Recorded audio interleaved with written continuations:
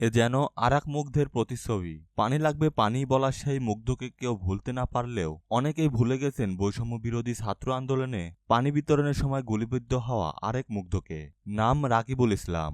বৈষম্য বিরোধী ছাত্র আন্দোলনে পানি আর শুকনো খাবার বিতরণ করছিলেন শিক্ষার্থী ও সাধারণ মানুষের মাঝে। টিয়ারশিলের ধোঁয়া আর রাবার বুলেট থামাতে পারেনি রাকিবের পানি বিতরণকে। হঠাৎ পাশে থাকা দুজন সহযোদ্ধাদের একে একে হত্যার দৃশ্য দেখে ছুটে পালাবার চেষ্টা। হঠাৎ প্রথমে একটা গুলি এসে ডান পায়ের মাংস ফুটো করে বেরিয়ে গেলেও আরেকটি গুলি লাগে হাঁটুর ঠিক মাঝখানে। রক্ত বের হতে দেখে প্রাণপণ বাঁচার চেষ্টা। এরপর আর কিছুই মনে নেই তার। গত ১৯ জুলাই বিকেলে রাজধানীর বছিলা এলাকায় গুলিবিদ্ধ হওয়ার গল্প বলছিলেন রংপুরের বেসরকারি ইমেজ পলিটেকনিক্যাল কলেজের ইলেকট্রিক্যাল বিভাগে পড়া এই শিক্ষার্থী।